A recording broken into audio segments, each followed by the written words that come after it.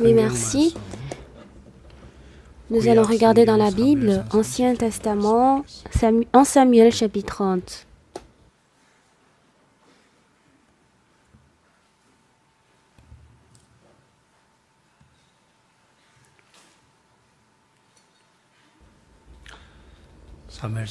En Samuel 30, verset 11.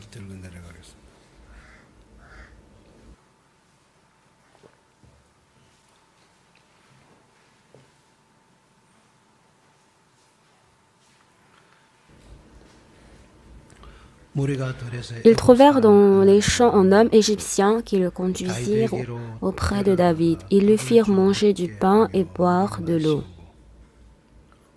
Et ils lui donnèrent un morceau d'une messe de figues sèches et 2 messes de raisins secs.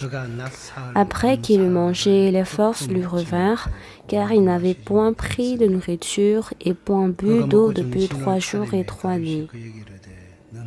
David lui dit, « À qui es-tu et d'où es-tu » Il répondit, « Je suis un garçon égyptien au service d'un homme amalécite, et voilà 3 jours que mon maître m'a abandonné parce que j'étais malade. » Nous avons fait une invasion dans le midi des Guérétiens sur le territoire de Juda et au midi de Caleb, et nous avons brûlé Tiglag. David lui dit, « Veux-tu faire descendre vers ces troupes ?» Et il répondit, « Jure-moi par le nom de Dieu que tu ne me tueras pas et que tu ne me livreras pas à mon maître, et je te ferai descendre vers ces troupes. »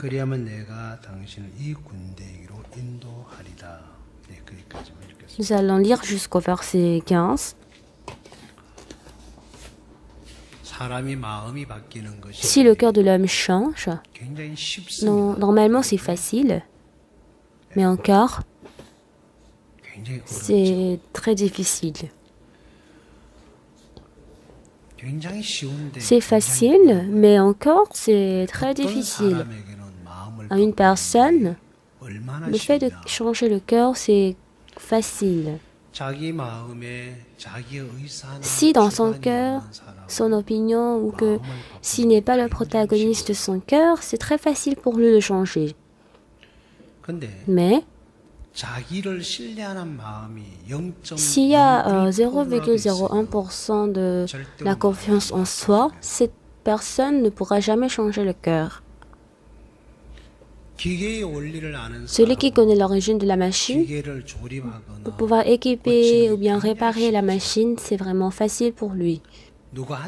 J'aimerais vous raconter l'histoire d'une personne, il y a longtemps, dans un jardin, il y avait un jeune qui était en train de réparer sa voiture qui était en panne. Donc, en versant de la sueur, il était en train de réparer la voiture. Pendant un temps, il manipulait, il voyait comment réparer. Et encore, quand il voulait démarrer la voiture, c'était comme si la voiture allait se démarrer, mais après, ça s'éteignait.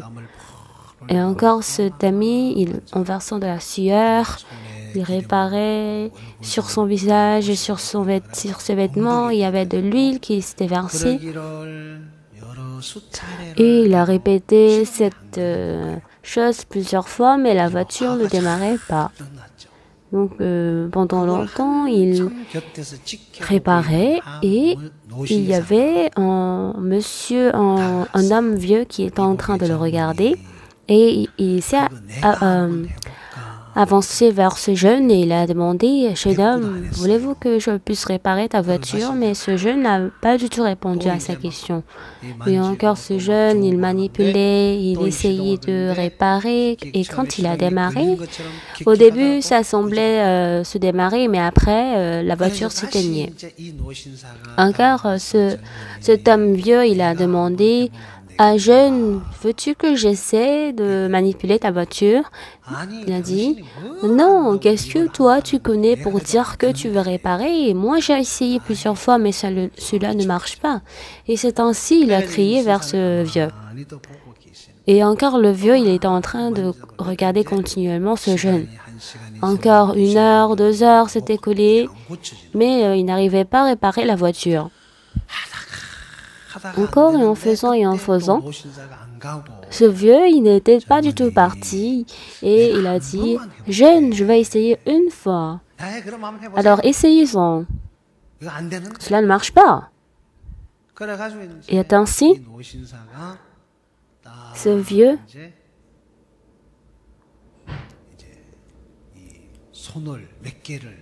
avec la main, il a essayé de manipuler quelques équipements et après il a laissé. Ça n'a pas duré même 10 minutes. Et ainsi il a dit, jeune, essaie de démarrer la voiture. Et c'est ainsi, ce jeune, il a essayé de démarrer la voiture, mais mystérieusement, la voiture démarrait. Et il était très content. Et il a dit, ah, monsieur vieux. Et le vieux, il marchait très loin. Et maintenant, il s'est précipité pour le suivre. Et il a dit, ah, monsieur, moi, pendant 2 heures, j'ai essayé de réparer, mais cela ne marchait pas. Mais comment se fait-il que vous, ça n'a même pas duré 10 minutes, mais vous avez pu réparer la voiture? Il a dit, jeune, est-ce que tu veux vraiment bien savoir? Et en effet, je suis celui qui a fabriqué cette voiture. Alors, c'était lui qui s'appelait Shindoshi. Je ne sais pas exactement qui a fabriqué, mais il y a cette histoire. Celui qui a fabriqué la voiture connaît très bien les origines de la voiture. Alors, c'est Dieu qui a créé l'homme. Alors, Dieu connaît très bien l'homme. Nous, on se dit, je connais bien, tout comme ce jeune garçon, il se disait qu'il va contrôler, qu'il va avoir la maîtrise de soi, de lui-même. Il dit que lui-même, il va dominer son cœur et en faisant plusieurs projets en lui. Mais à quel point je peux bien me connaître? Il y a une personne qui a dit comme proverbe que connais-toi toi-même. Connais-toi toi-même. Moi aussi, pendant un moment, j'ai senti que cette parole était vraiment trop beau. Et vraiment, quand je m'efforce je n'arrivais pas à savoir qui j'étais. Et ce qui me bloquait au début, je me demandais d'où est-ce que je viens. Oui, je viens du ventre de ma mère. Et ma mère, d'où est-ce qu'elle vient? Elle vient du ventre de ma grand-mère. Et ma grand-mère, d'où est-ce qu'elle vient? Et en répétant plusieurs fois, et je commençais par avoir une curiosité sans fin. Alors, d'où est-ce que l'homme vient au début? Et ainsi, l'origine de Tinhanol s'est créée. En ayant l'éducation, c'est une histoire qui est sans fin. Le singe est devenu un homme. Oui, ça peut marcher. Mais ainsi, par hasard, le singe, quand il devient l'homme, même aujourd'hui, dans la jungle, cela veut dire qu'il y a des singes qui sont en train de changer dans la brousse. Il faut qu'il y ait ce genre de changement. Mais cela n'est pas là. Alors cela ne convient pas avec cette parole. Ainsi, à un petit âge, moi-même, en regardant ce genre de philosophie et autres qui est fausse, il y a eu des moments, des époques où j'ai fait les recherches. Et il y a un poème qui dit « Est-ce que tu connais le son des feuilles qui tombent ?» Vous avez entendu cela? C'était vraiment bizarre.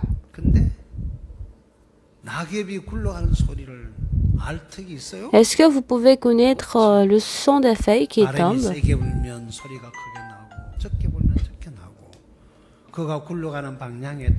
En fonction de la feuille qui est en train de tourner, il y a le sang qui sort. Donc c'est celui qui a exprimé le cœur. Comment le cœur de l'homme peut changer? Il y a plusieurs histoires, il y a des difficultés, on connaît très bien. Donc, ces genres de personnes deviennent des philosophes, ou bien des politiciens, ou bien des docteurs de nourriture, des docteurs de l'éducation. Mais à quel point ces personnes pourraient connaître le Dieu? On ne connaît pas le parcours de notre corps, mais à quel point on peut connaître le cœur de l'homme.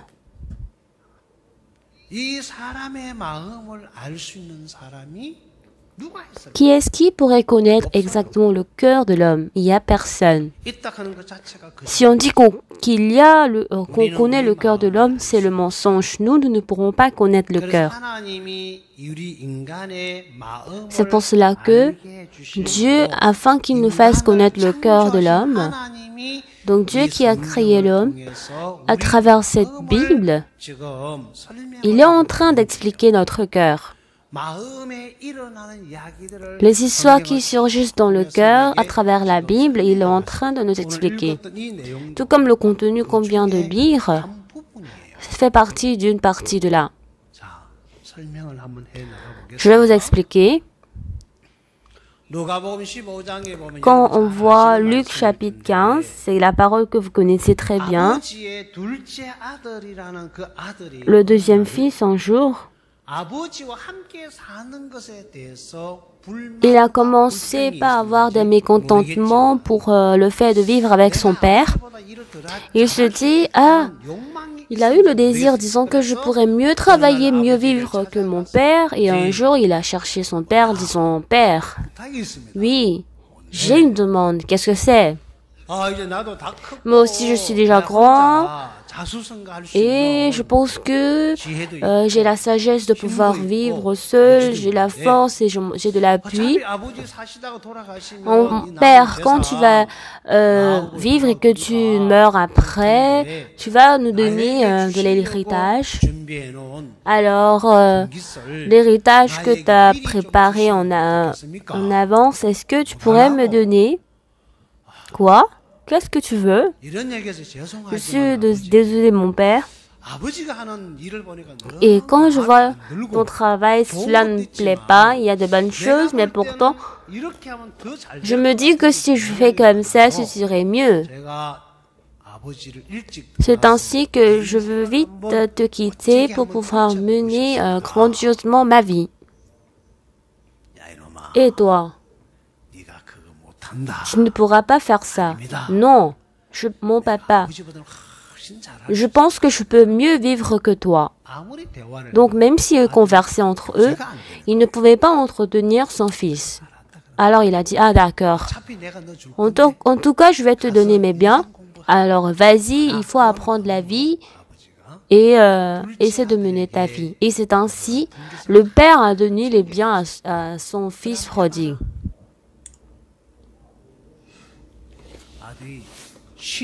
Alors le fils, il était content. En prenant le bien, en ce moment, il n'y avait pas d'avion. Il n'est pas parti en prenant l'avion, mais il est parti dans un pays éloigné. Il est parti dans un pays où son père ne pourrait jamais venir. Même le souffle, la parole de son père ne l'avait pas du tout influencé. C'est ainsi, il est parti dans un pays éloigné. Mais dans la Bible, il n'est pas mentionné de la manière dont il a vécu. Mais il a mené une vie de débauche. C'est ainsi, il est écrit. Vous vous rappelez? On va regarder Luc chapitre 15. Le deuxième fils a pris les biens et il est parti dans un pays éloigné.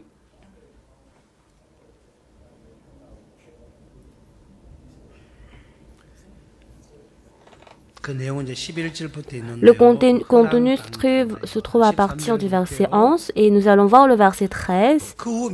Peu de jours après, le plus jeune fils, ayant tout ramassé, partit pour un pays éloigné où il dissipa son bien en vivant dans la débauche.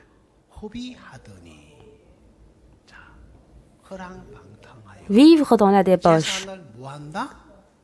Vivre dans la débauche, comment il avait utilisé son bien. Il est en train de économiser son bien ou dissiper son bien. En coréen, il y a beaucoup de paroles intéressantes. En coupant la graine de la citrouille, on met tout, en enlevant la couverture de la citrouille, on met tout dans la bouche.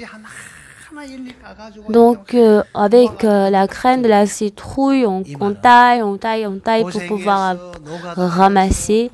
Et c'est ainsi, en faisant des efforts, en travaillant ardemment, on rassemble de l'argent, en quittant la maison pour travailler, en s'efforçant et autres. Il y a plusieurs personnes qui travaillent comme ça. Et c'est ainsi, en rassemblant, en accumulant de l'argent, on utilise directement cette somme. C'est ça, cette expression, le sens de cette expression. Cela veut dire que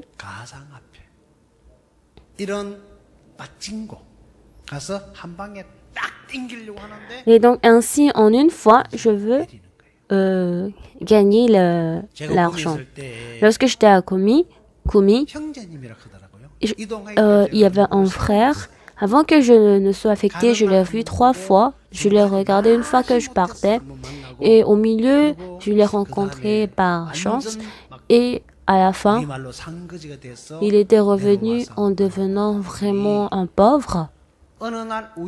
Et cette personne, par hasard, en suivant son ami, il était en train d'aller à Gangwon-do. Pourquoi il était allé à Gangwon-do, je ne sais pas très bien. Mais pourquoi il est allé? En allant à Gangwon-do, il avait dit qu'il y avait une chose qui l'attirait. Vous savez? Vous ne connaissez pas? Qu'est-ce qui nous conduit? C'est pachinko. En suivant son ami dit, et c'est ça, non, je peux pas. Il était allé dans une entreprise très belle. Et puis, son ami a dit, non, ne fais pas, vas-y, mais vas-y. Et après quelques jours, quand il a vu son ami à côté, il a vu que c'était intéressant. Dans son cœur, il avait beaucoup de désirs, disant que je ne dois pas faire, mais il ne pouvait pas survaincre ce désir. Et un jour, il a fait. En faisant au début, il voyait qu'il était en colère. C'est pour cela qu'il continuait, il répétait. Et il a fait ça plus d'1 heure. Et un jour, tout est tombé au chang. Et son héritage a pris fin. Cet ami, il était fidèle en cette chose. Depuis ce jour, cette place est devenue une place de la mort. Il a tout oublié alors, même la voiture qu'il a pris, les vêtements qu'il a portés, il doit tout enlever devant cette personne. Et après 2 mois, il était totalement devenu un pauvre. Et ainsi, il a essayé de répéter, et en menant la vie, quand il a pu rassembler encore de l'argent, il a encore fait ce jeu. C'est ainsi, en menant sa vie, il m'a rencontré.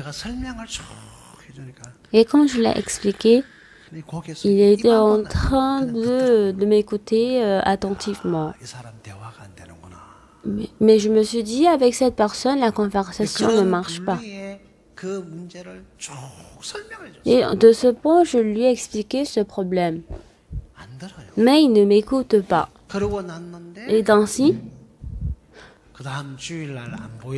Le dimanche prochain, je ne le rencontrais pas et je lui ai demandé où est-ce qu'il était. Et on me disait qu'il était parti. Après quelques mois, il était revenu. Cette personne, son cœur demeure où? Lorsqu'on l'attire, son cœur a investi sur les choses où de l'argent tombe.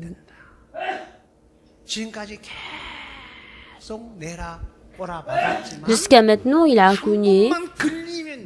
Mais encore, s'il se dit, s'il a par chance, il trouve de l'argent, il aura beaucoup d'argent. Au jeu de casino, c'est ainsi que sa vie commence.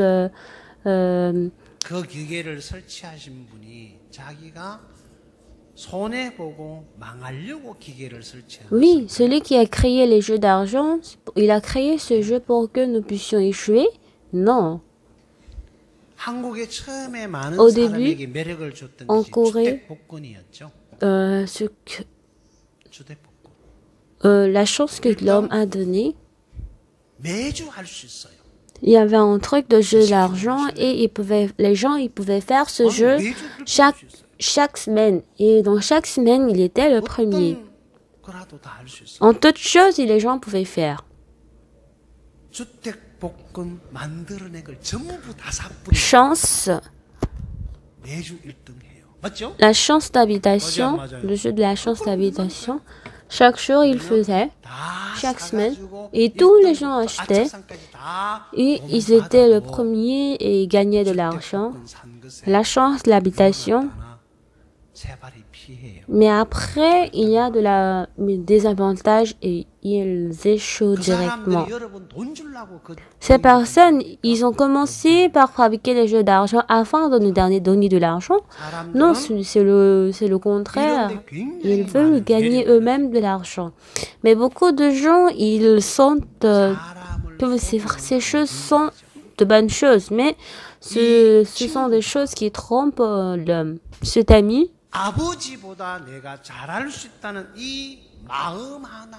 le cœur qui se dit qu'il vivra mieux que son père a pris place dans son cœur. Ce n'est rien. Depuis ce jour, concernant le travail de son père, il avait beaucoup de paroles de colère et devant son père. Et plus tard, il est devenu un ami qui ne pouvait plus vivre avec son père et il devait plus tard ouvrir son propre monde. Il a ouvert son propre monde et il est parti dans un pays éloigné, mais la vie qu'il a menée là-bas, c'était une vie de débauche. Et le bien qu'il a reçu, il a dissipé. Et ensuite, on va voir. Verset 14. Lorsqu'il eut tout dépensé, une grande famine survint dans ce pays. Lorsqu'il a eu tout dépensé, les biens de son père, une grande famine survint dans ce pays et il commença à se trouver dans le besoin. Il y avait des problèmes, des difficultés, n'est-ce pas? À cause de ces difficultés, il y a eu un problème qui s'est surgi en cette personne. Il y avait une grande famine. Alors, c'était très difficile pour lui de survivre. En d'autres mots, il n'a pas de choses à manger, il n'a pas de lieu pour dormir et il est devenu un vrai pauvre. Et c'est ainsi que cet ami a réalisé qu'il était dans la grande famine et il s'est dit qu'il n'a plus de biens qu'il a reçus de son père pour pouvoir survivre. Et en voyant le verset 15, il alla se mettre au service d'un des habitants du pays qui l'envoyait dans ses champs garder les porceaux. Alors, pour pouvoir vivre en mangeant, il est parti dans les champs des porceaux et c'est ainsi il a travaillé.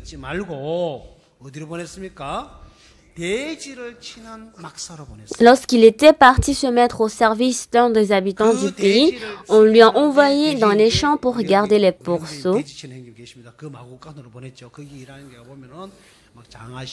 Et là-bas, il porte des chaussures. Maintenant, il y a beaucoup de machines qui s'est développées pour pouvoir garder les troupeaux. Mais à cette époque, tout se faisait par la main. Et il devait tout faire par la main, faire de l'agriculture. Et c'est ainsi qu'il a trouvé son travail là-bas.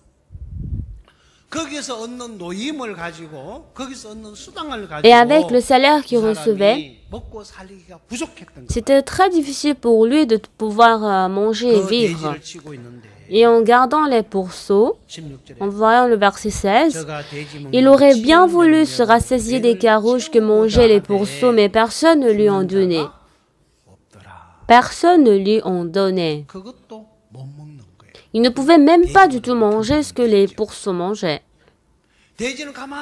Les pourceaux, ils restent tranquillement et ils mangent, mais cette personne, en travaillant toute la journée, il ne pouvait pas se rassasier des carouges que mangeaient les pourceaux.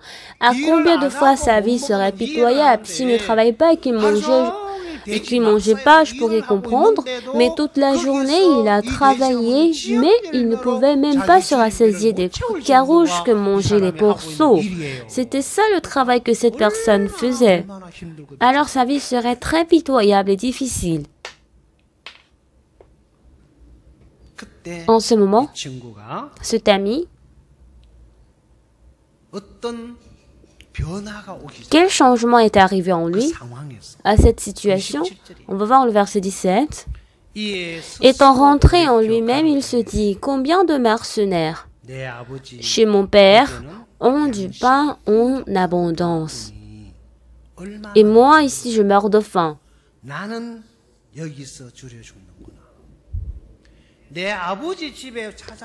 Quand je viens chez mon père, les mercenaires qui travaillent, ils ont du pain en abondance. Et moi, ici, je meurs de faim, malgré que je travaille en gardant les pourceaux. Je ne peux même pas du tout gagner de l'argent, mais il s'est réalisé en une personne qui mourait de faim. Qu'est-ce que c'est? Alors qui est-ce que je suis? Je ne suis même pas un mercenaire chez mon père. Pourquoi je suis devenu de telle manière? Et ainsi cet ami, dans la maison de mon père, les mercenaires chez mon père ont du pain en abondance. Ils ont beaucoup plus de biens et ils vivent en abondance, mais moi ici, je meurs de faim. Pour la première fois, le fait de se croire, le fait d'avoir la confiance, de suivre la décision, il a regardé la fin de cette vie, ce qui est la mort. Il se dit, je ne dois pas faire comme ça. Si je fais comme ça, je vais échouer. Le pasteur, à l'âge de 19 ans, il a découvert cette vie. Pourquoi? Tout ce que je fais ne marche pas. J'ai échoué. Et ainsi, il a rejeté lui-même et il s'est décidé de croire seulement en Dieu. Et c'est ainsi le pasteur part il vit pour l'évangile et il témoigne. Mais quel est le problème? Cet ami ici, pour la première fois, il s'est dit, ah, je meurs de faim ici. Et alors le verset 18, je me lèverai, j'irai vers mon père et je lui dirai, mon père, j'ai péché contre le ciel et contre toi. Il s'est dit, maintenant je vais retourner vers mon père. J'irai vers mon père et je lui dirai, mon père, j'ai péché contre le ciel et contre toi. J'étais erroné, c'est moi qui ai fait l'erreur. Et c'est ainsi, il a confessé son péché et il a décidé de retourner vers son père, n'est-ce pas? Et ainsi, à partir de maintenant, je ne suis plus digne d'être appelé ton fils. Traite-moi comme l'un de tes mercenaires. Et il se leva et alla vers son père. Cet ami, qu'est-ce qu'il a découvert? Ah, le résultat de m'avoir cru, le fait de quitter mon père est la mort. J'échoue, je n'ai pas de chemin, c'est la mort. Même les mercenaires chez mon père, ils vivent mieux que moi. Alors moi aussi, je veux devenir comme eux. Ici, c'est la mort, c'est le lieu de la mort. Ici, c'est le lieu où je ne peux plus être, je ne peux plus vivre. Et ainsi, il a quitté ce lieu, il a quitté cette pensée pour venir vers son père. Et cet ami, qu'est-ce qu'il a découvert? Il s'est découvert qu'il était le pécheur devant son père et il s'est laissé de cette position pour venir vers son père. Il a dit, je ne suis plus digne d'être appelé ton fils. Il a dit, je ne suis plus digne d'être appelé ton fils. Traite-moi comme l'un de tes mercenaires. Si tu m'acceptes en tant que tes mercenaires, ton mercenaire serait très reconnaissant. Là-bas, les mercenaires, ils ont des pains en abondance. Je veux vivre là-bas. Et c'est ainsi que le fils, sur cette position, il s'est décidé d'aller vers son père. Verset 20, comme il était encore loin, son père le vit et fut ému de compassion. Il courut se jeter à son cou et le baisa. Donc le père de loin, il a couru et pour se jeter à son cou et il a baisé son fils. En ce moment, le fils, qu'est-ce qu'il a dit à son père? Verset 21. On va lire tous ensemble. 1, 2. Le fils lui dit, mon père, j'ai péché contre le ciel et contre toi. Je ne suis plus digne d'être appelé ton fils.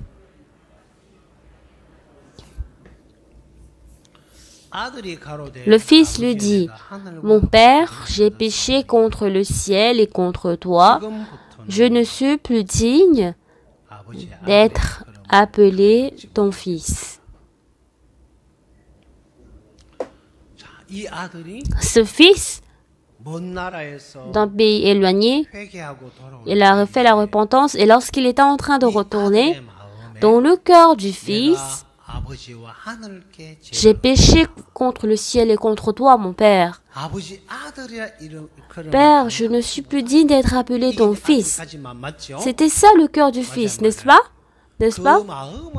En ayant ce cœur, il était revenu vers son père. Et en rencontrant son père, pour la première fois, il a donné cette parole. En ce moment, le père, il a dit, oui, toi aussi méchant que ça. Il n'a pas du tout dit comme ça, n'est-ce pas? Oui, tu n'es plus digne d'être appelé mon fils. Il n'a pas du tout dit comme ça. Père, j'ai péché contre le ciel et contre toi. Oui, toi, tu as trop péché, tu es méchant. Il n'a pas dit comme ça. La parole du fils, la première fois, j'ai péché contre le ciel et contre toi, mon père. Ici, son père n'a rien dit. Deuxièmement, à partir de maintenant, je ne suis plus digne d'être appelé ton fils. Sur ce point, le père n'a rien dit. Et ainsi, le verset 22, mais le père dit à ses serviteurs, qu'est-ce qu'il a dit? Il a dit en coréen, en rouge que je ne suis plus digne d'être appelé ton fils. Il a demandé de lui traiter comme l'un de tes mercenaires. Le père qui a écouté cette parole, on va voir ce qu'il a fait sur ce point. On va voir le verset 22. Mais le père dit à ses serviteurs, apportez vite la plus belle robe et l'en revêtez, mettez-lui un anneau au doigt et des souliers aux pieds. Ici, qu'est-ce que le père a dit à ses serviteurs? Et vous, qu'est-ce que vous faites? Et ainsi, il a dit, apportez vite la plus belle robe, n'est-ce pas? Est-ce que c'est ça? Et l'en revêtez, mettez-lui un anneau au doigt et des souliers aux pieds. Et le verset 23, il est dit, apportez le veau gras et tuez-le, mangeons et soyons malheureux? Non, réjouissons-nous. Ah, comment? Comment on doit manger, se réjouir? Oui, il suffit de manger, de réjouir. Ensuite, il y a une raison pour laquelle il a dit qu'on mange et qu'on se réjouisse. Il a dit, apportez vite la plus belle robe et l'en revêtez, mettez-lui un anneau au doigt et des souliers. Il y a une raison pour laquelle. On va voir le verset 24. Car mon fils que voici était mort et il est revenu à la vie. Il était perdu et il est retrouvé. Et ils commencèrent à se réjouir. Son père, mon fils qui est revenu, qu'est-ce qu'il a fait de son fils? Il a dit, mon fils que voici était mort. Est-ce que son fils, il était mort? Il n'est pas mort. Il était dans un pays éloigné, n'est-ce pas? Est-ce que c'est ça? Il n'est pas mort. Il n'a même pas perdu son fils, c'est lui-même qui a quitté sa maison pour aller dans un pays éloigné. Mais dans le cœur du père, le deuxième fils, depuis qu'il a ramassé tous ses biens, dans le cœur du père, son fils était mort. Il vivait dans la même maison parce que son fils avait un cœur différent avec son père. Depuis ce jour-là, pour son père, le fils était mort. Éphésiens chapitre 1, verset 1, il est dit, vous qui êtes morts du péché. En l'homme, Dieu dit qu'il est mort. Dieu qui a créé l'homme, Adam et Ève, depuis qu'ils ont accepté la parole du serpent, nous devant Dieu, nous sommes morts. Quand nous sommes morts, ce qui est mentionné exactement, c'est Éphésiens chapitre 2. En ce moment, on a accepté le trône.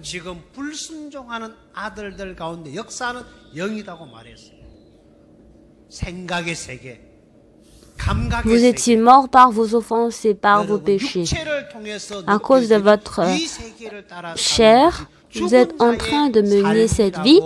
Et dans Éphésiens chapitre 2, il est dit, c'est ça la vie d'une personne morte. Le deuxième fils, depuis qu'il a ramassé les biens, il était déjà une personne morte, parce qu'il a été dominé par un autre monde. C'est ça, le résultat, c'est qu'il a quitté, qu'il a mené une vie de débauche, qui lui a fait trouver le travail de garder les pourceaux et qui lui a mené jusqu'à la mort, et ce résultat lui a fait quitter son père. Ce n'est pas parce que la situation à cause de la situation qu'il est mort, mais déjà son fils, il était mort depuis qu'il a quitté son père. Cet ami, il est revenu.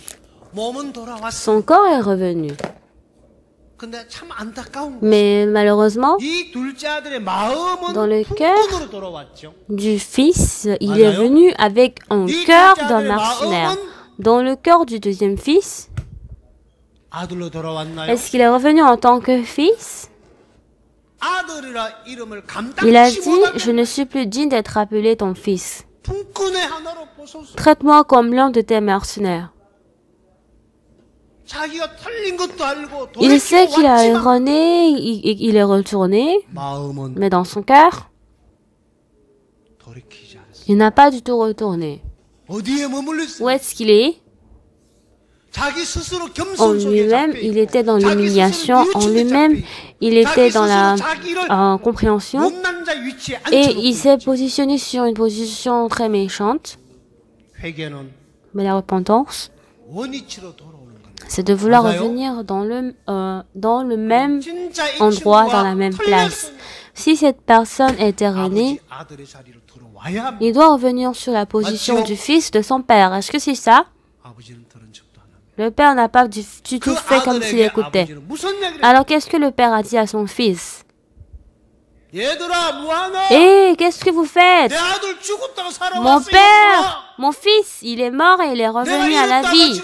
Je lui ai perdu, mais après je l'ai retrouvé. Faisons la fête. C'était ça le cœur du fils, du père, n'est-ce pas? Attrapez le veau gras, tuez-le. Les vêtements que j'ai préparés, fais-les porter. Mangeons et réjouissons-nous. Dans le cœur du père, il était content, il était fidèle, parce que du fait que son fils, il était en train de vivre, il était content, il était reconnaissant, mais son fils, en tant que mercenaire, entend sur la position qui n'est pas digne d'être son mercenaire, il était en train de s'inquiéter, qu'est-ce que je dois faire, à qui est-ce que je dois écouter, comment je dois mener une vie de mercenaire et autres. Son corps, même s'il a embrassé son père, mais son cœur n'a pas du tout rencontré son père, n'est-ce pas? Dans son cœur, il a dit, traite-moi comme l'un de tes mercenaires. Ce fils a écouté la parole de son père. Moi, je suis venu en tant que mercenaire, mais mon père, il est en train de me traiter en tant que son fils. J'ai mené une vie de débauche, mais celui-là n'a pas de problème. Même si j'ai dissipé tous mes biens, ce n'est pas le problème devant mon père. Et mon père, il accepte moi-même tel quel, en tant que son deuxième fils. Je suis toujours le deuxième fils de mon père depuis qu'il a découvert cela. Le deuxième fils, il pouvait manger et réjouir avec son père. C'est ça la vie spirituelle. Faire la fête, se réjouir, manger. Le deuxième fils, en menant cette vie, il a mené une vie de deuxième fils.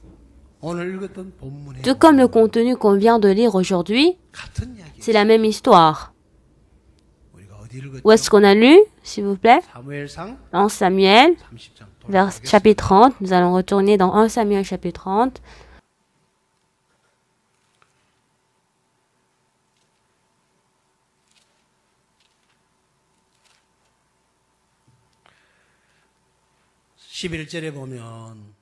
À partir du verset 11, ils trouvèrent dans les champs un homme égyptien qu'ils conduisirent auprès de David. Ils lui firent manger du pain et boire de l'eau.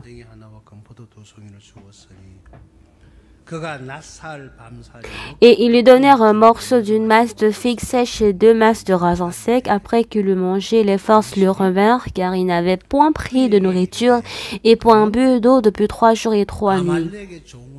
David lui dit, « À qui es-tu et d'où es-tu » Il répondit, « Je suis un garçon égyptien au service d'un homme amalekite, et voici 3 jours que mon maître m'a abandonné parce que j'étais malade. »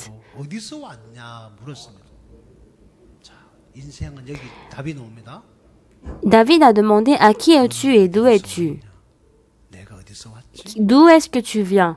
Où est-ce que je viens? Qu'est-ce que cet ami a dit? Je suis... À qui es-tu et d'où es-tu? Quelle conduite tu es en train de recevoir? Et où est-ce que tu viens? Comment tu es venu? Moi, je suis un garçon égyptien au service d'un homme amalécite. Et voilà 3 jours que mon maître m'a abandonné parce que j'étais malade. Il est un garçon égyptien. Il était serviteur d'un homme amalécite. Et voilà 3 jours que mon maître m'a abandonné parce que j'étais malade. Est-ce que c'est ça? Où est-ce que vous venez, bien-aimés? Bien-aimés, d'où est-ce que vous venez? Quelle est la nature de l'homme? Vous venez de Satan. Vous voulez que je vous enseigne? Jean chapitre 8, verset 44. Il y a une parole que Dieu nous a enseignée exactement. Jean 8, verset 44. On va ouvrir tous ce verset. Où est-ce que je viens? Qui suis-je? Et c'est ainsi Dieu nous a montré exactement qui on est. On va voir qui est-ce que Bakidine est. Jean 8, verset 44. On va voir. Verset 44. C'est la parole de Jésus.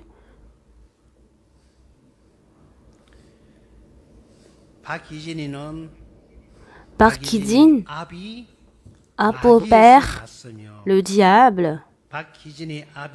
Et Bakidine veut accomplir les désirs de son père. Il a été meurtrier dès le commencement et il ne se tient pas dans la vérité parce qu'il n'y a pas de vérité en lui.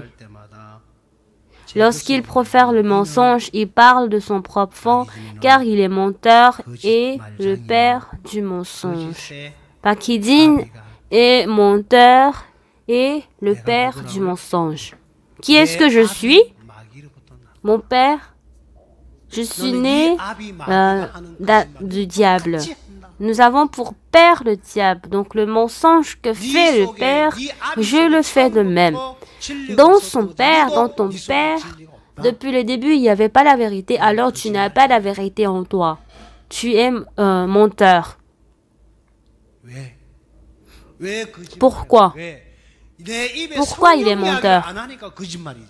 Parce que dans sa bouche, il ne parle pas du Saint-Esprit. S'il ne parle pas de la parole de Dieu, il est menteur. En vérité, oui. Dans ce monde, la vérité qui est vraie. Mais Dieu nous dit qu'on est menteur. Tout est menteur dans le monde. Mais nous pensons que c'est la vérité. C'est pour cela que nous ne voulons avoir aucune relation avec la parole. C'est seulement la parole de Dieu qui est la vérité. Nous ne sommes pas la vérité. Dieu a dit, je suis le chemin, la vérité et la vie. Il n'y a personne qui peut venir vers le Père comme moi. Donc dans la Bible, il a dit, en nous, tout est faux et méchant. Ce que l'homme a créé, cela n'est pas la vérité. Mais dans la Bible, il n'est pas mentionné que c'est que l'homme est la vérité. Vous devez croire en ça.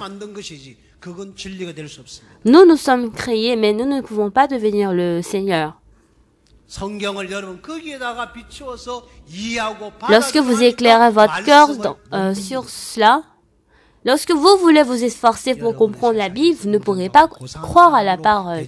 Vous voulez être accepté dans le monde, vous voulez être bien traité dans le monde, mais Dieu, dans la Bible, il nous dit que toi, tu n'es pas ça, tu es diable, tu es le fils du diable. C'est ainsi que Dieu nous dit ça.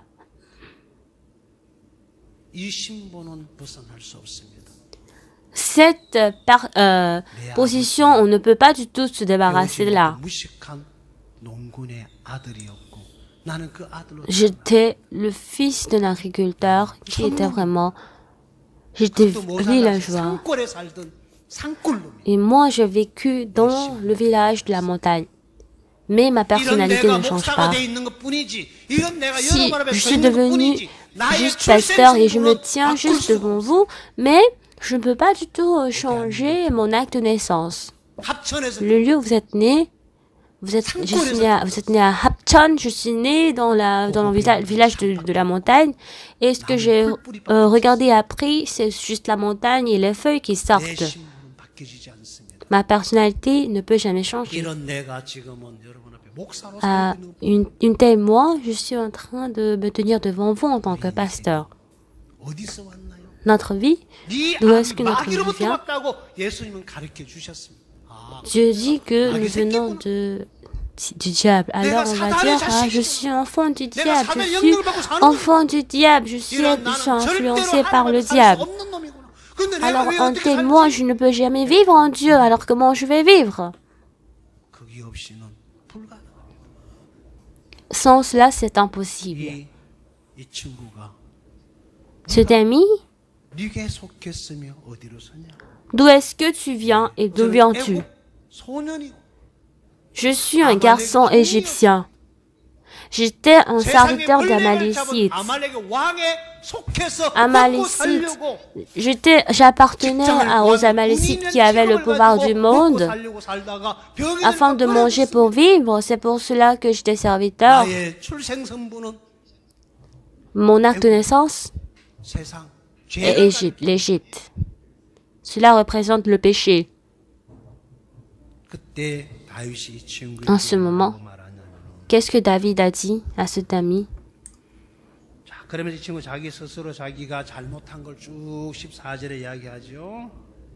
Donc cet ami, il a parlé de ses erreurs dans le verset 14, dans le verset 15.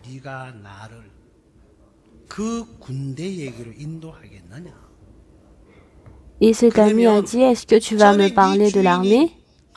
Alors ton ancien maître, donc, est-ce que tu vas conduire toutes ces personnes à David? Alors qu'est-ce qu'il a dit?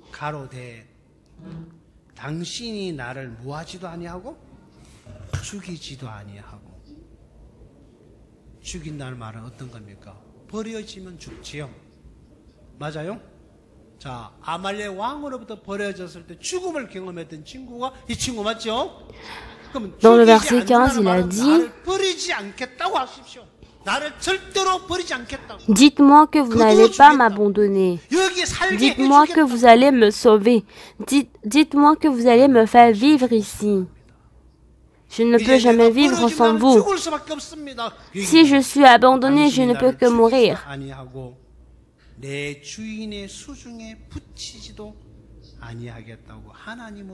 Jure-moi par le nom de Dieu que tu ne me tueras pas et que tu ne me livreras pas à mon père et je te ferai descendre vers ses troupes.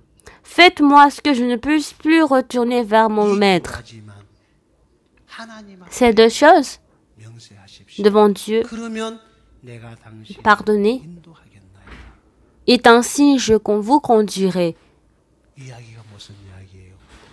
Qu'est-ce que c'est que cette histoire? Le deuxième fils, même si on le dit de retourner dans le pays éloigné, il ne va pas y aller.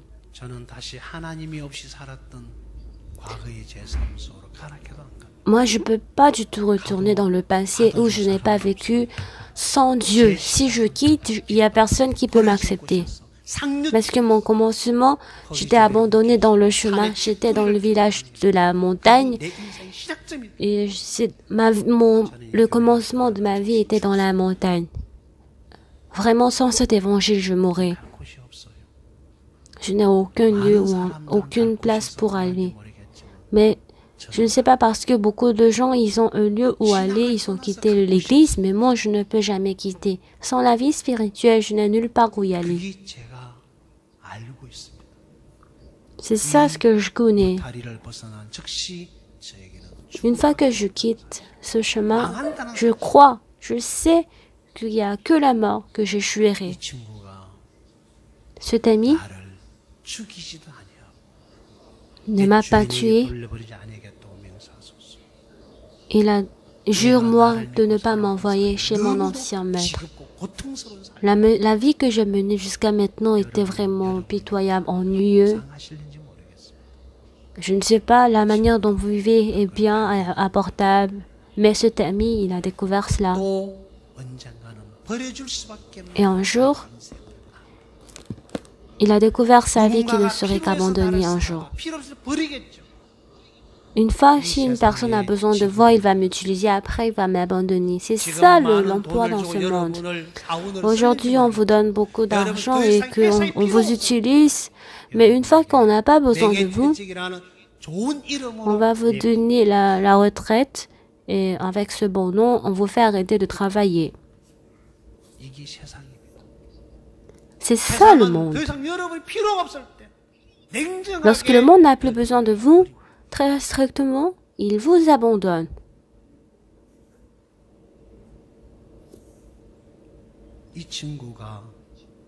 Cet ami, lorsqu'il a été abandonné ainsi, pendant toute la nuit, toute la journée, en étant devant la mort, qu'est-ce qu'il a découvert? C'était le roi d'Amalécite qu'il avait cru. C'est pour cela qu'il était fidèle. C'est pour cela qu'il l'avait servi de tout son cœur. Mais au final, il a été abandonné. Et lorsqu'il a été abandonné, à quel point il serait douloureux. Pour la première fois, il a connu son existence. À moi, je ne peux qu'être abandonné. Moi-même, je suis une personne qui ne peut jamais vivre. C'est pour cela, si je n'appartiens donc pas dans le monde où je peux vivre, je serai encore abandonné et je ne serai que mort. Ce David, en regardant le roi David, ne me tuez pas, je ne te tuerai pas et je ne t'envoierai pas vers ton ancien maître. Et je te ferai descendre vers cette troupe. Alors je vais m'appartenir à vous et je vais vivre ma vie pour vous. Si vous m'acceptez, si vous m'abandonnez, je ne vais que mourir et je n'ai nulle part où y aller. Alors c'est l'histoire où il appartient à David. Il appartient à David. Et ainsi, où est-ce que j'appartiens? D'où est-ce que je viens? Il y a beaucoup de paroles qui sont enregistrées ici dans la Bible. Quand on voit en Samuel chapitre 25, il y a une femme qui vivait en tant que femme de Nabal. Et il était vraiment une personne méchante. Il ne connaît que lui-même. Et quand après, c'était ça une telle femme, Abigail. Pourquoi elle est en train de vivre avec cet homme méchant Nabal? Parce que quand ils sont à deux, le garçon l'achète de la viande, de la voiture. C'est comme si, même s'il est méchant, il achète de bons vêtements. C'est pour cela qu'il survit. Mais un jour, lorsque David a écouté qu'il y a dans cette maison une personne qui est en train de préparer les vêtements, il a abandonné. Il a négligé et c'est pour cela David il était en colère. C'est pour cela qu'il a détruit toute la maison de Nabal. Et il y avait un serviteur qui a écouté cette histoire et en ayant ce problème, il est parti chez Abigail pour expliquer la situation et il a dit, notre maître, les soldats de David vont devenir notre nourriture. Nous étions vraiment très pauvres, mais une fois que David nous a appris, nous n'avons été pas du tout rejetés par les guerriers, mais nous vivons dans l'abondance. Mais en n'ayant pas cela, Nabal nous a chassés. C'est pour cela David a dit que tout ce qui appartient à Nabal, qu'il meure. C'est pour cela qu'il est en train d'envoyer les guerriers et les soldats. C'est ça la situation. Alors faites ce que vous voulez. Soit vous restez sous Nabal et que vous mourrez, ou bien qu'elle cherche le chemin de la vie. C'est ainsi, il a dit. Que vous mourrez ou que vous viviez, cela vient de votre décision. Alors cette femme, en écoutant cette histoire précipitamment, elle a préparé toute nourriture et Abigail est envoyée là. Elle n'a pas du tout dit à son mari et elle est partie chez David. Et en allant sur le chemin de David, elle s'est agenouillée devant David et elle a servi Dieu. En ce moment, David a jugé et il a fait qu'Abigail retourne chez elle. Et c'est Dieu qui a tué Nabal. David, en écoutant le serviteur qui était mort, en envoyant le serviteur, il a appelé cette Abigail et sans faire le funérail, il l'a amené vers la mort. Et brusquement, David l'a appelée pour devenir femme de David. Et c'est ça l'histoire. Elle ne pouvait que mourir, mais quand elle a rencontré David, elle a reçu la grâce et elle a échappé le jugement. Et ainsi, elle qui a mené une vie de Nabal, une fois que Nabal était mort, elle a appartenu à David et elle est devenue la femme de David. Votre mari, Nabal, c'est qui? C'est Satan. Il est mort sur la croix. Même si nous connaissons qu'il est mort sur la croix, toujours nous appartenons vers Nabal. Une fois, le serviteur qui a su cela, une fois, elle a abandonné son mari pour aller chez qui? Vers David. Si nous appartenons au Christ, par la sanctification, nous avons reçu la rémission du péché. Abigail n'appartenait plus à Nabal. Elle a abandonné Nabal et l'a quitté. Même aujourd'hui, nous espérons en nous-mêmes, nous avons l'espoir en nous.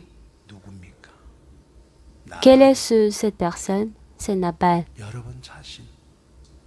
C'est vous-même. Une fois que vous êtes là, vous allez mourir et vous allez avoir la perte. Abigail qui a reçu cette grâce, elle a appartenu à David. Alors nous appartenons où? Le Seigneur, afin que nous soyons la femme de Jésus, il a fait crucifier Satan qui était mon ancien mari sur la croix et qu'il a fait mourir pour que nous puissions embrasser le Seigneur. Vous tous qui êtes chargés et fatigués, venez à moi, je vous donnerai le repos. Appartenez à moi. Devenez ma personne. Ainsi, je prendrai la responsabilité de ta vie. Je vais prendre la responsabilité de ton avenir. Appartenir dans le Seigneur. Ouvrez les yeux et regardez. Les gens qui vivent dans le Seigneur, essayez de voir comment ils vivent. Quel que soit le travail qu'ils font, le Seigneur leur aide. Et c'est Dieu, le Seigneur, qui ouvre le chemin.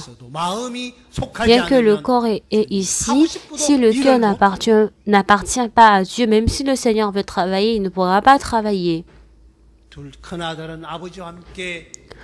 grand-fils, il a supporté la chaleur, il a versé de la sueur, il s'est efforcé, mais puisque son cœur n'est pas devenu un avec son père, dans le cœur du grand-fils, il était plein de rancune. Ça, c'est tout ça, c'est à toi. Mais pourquoi tu fais comme ça? Papa, pour moi, avec mes amis, tu n'as même pas donné de chèvre pour que je puisse manger. Mais pourquoi à lui qui a tout dissipé était bien? Mais tout ça appartient à toi pour qu'est-ce qui arrive? Son père a donné, mais son fils n'a jamais reçu. Parce qu'en habitant dans la même maison, il n'a jamais appartenu dans le cœur de son père. Dieu nous a donné d'autres choses. La Bible, on va vous en chercher. Ouvrez Luc.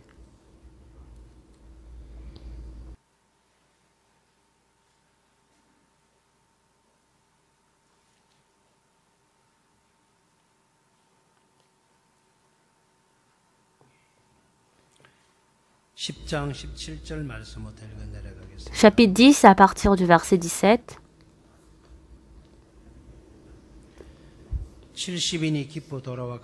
Les 70 revinrent avec joie, disant, « Seigneur, les démons même nous sont soumis en ton nom. » Jésus leur dit, « Je voyais Satan tomber du ciel comme un éclair. » On va voir ensemble le verset 19.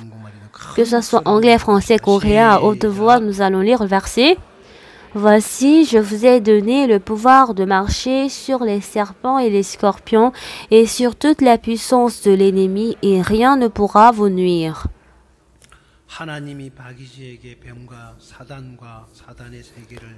Dieu a donné à Bakidine le pouvoir de marcher sur les serpents et les scorpions et sur toute la puissance de l'ennemi, et rien pourra nuire Bakidine. Est-ce que c'est seulement à moi? Tous les chrétiens qui ont reçu le salut, Dieu a donné ce trône, ce pouvoir. Le pouvoir de marcher sur les serpents et les scorpions et sur toute la puissance de l'ennemi. Mais comment nous vivons? Vous êtes influencé par votre pensée. Et selon cette pensée, même aujourd'hui, tout comme le fils prodigue, on est en train de mener une vie de débauche. Même on veut être rassasié de la nourriture des porceaux. Acheter le veau gras, mangeant et réjouissant sur ce monde. En écoutant la parole, on va être fidèle, on va avoir la bénédiction. Et dans la parole, dans cet endroit du travail vaillant de Dieu, cette parole a fait marcher le malade de 38 ans, il a fait chasser les démons, il a fait marcher les boiteux, il a ouvert les yeux d'un aveugle. Ce Dieu vaillant, dans ce monde, il est en train de vivre. Aujourd'hui, même pour moi-même, ce n'est pas en s'efforçant qu'on peut survivre. Bien-aimés, Dieu nous a tout donné. Il nous a donné toutes choses. Il nous dit d'utiliser. Dans la Bible, on va ouvrir Romains chapitre 8. On va lire ça pour terminer.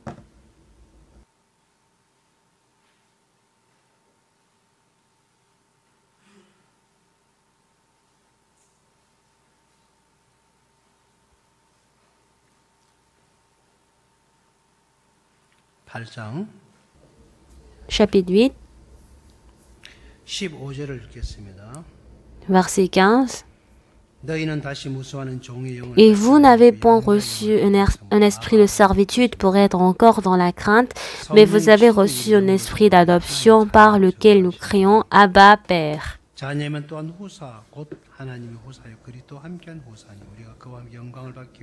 L'Esprit lui-même rend témoignage à notre esprit que nous sommes enfants de Dieu.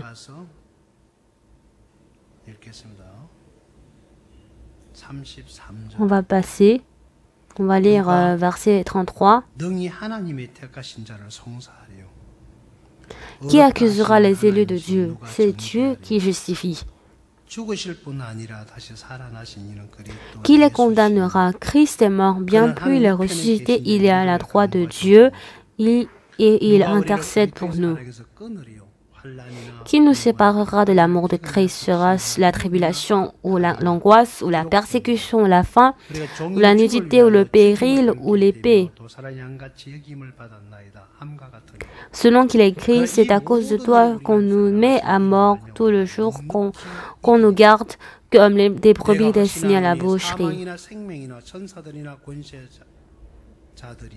Mais dans toutes ces choses, nous sommes plus que vainqueurs par celui qui nous a justifiés. Car j'ai l'assurance que ni la mort, ni la vie, ni les anges, ni les dominations, ni les choses présentes, ni les choses à venir, ni leur puissance, ni la hauteur, ni la profondeur, ni aucune créature ne pourra nous séparer de l'amour de Dieu manifesté en Jésus-Christ notre Seigneur. Personne ne peut nous séparer. Dieu nous a donné le trône, le pouvoir pour pouvoir vaincre en toutes choses. Au deuxième fils, Dieu a donné son anneau. Le Père a donné son anneau. Cela veut dire de suivre qu'il est son héritage. il lui a fait s'asseoir sur la position de son père. Et son père lui a donné toutes choses pour qu'il puisse mener ce genre de vie. Et ensuite, qu'est-ce qu'il a fait? Son fils, qu'est-ce qu'il a fait? Il n'a que mené une vie de débauche. Nous aussi en vivons, le résultat de nous avoir cru, c'est de quitter la parole de Dieu, le monde de Dieu, et dans la pensée, on perd toutes choses. Dans la maison des pourceaux, en souffrant, on est en train de mener. Nous ne connaissons qu'on n'a pas seulement le péché. On jette la Bible. On n'écoute pas la Bible, ça fait longtemps. C'est pour cela, parce qu'on est interrompu de la part de notre Père, on ne peut pas aller vers son Père. On veut avoir un bon cœur, et en disant aussi, je suis bon cœur, je vais être pardonné. Il a dit, ah Père, je ne suis plus dit d'être appelé ton fils, traite-moi comme l'un de tes mercenaires. Son père n'a pas dit, oui, tu es comme ça. Mais son père, il voulait que son fils devienne son fils. Même s'il a quitté, il est toujours son fils, et même s'il revient, il est toujours son deuxième fils. Il n'est pas du tout son mercenaire. Mais son fils, il a été trompé par Satan. Il voulait revenir en tant que position. Nous sommes des créatures de Dieu.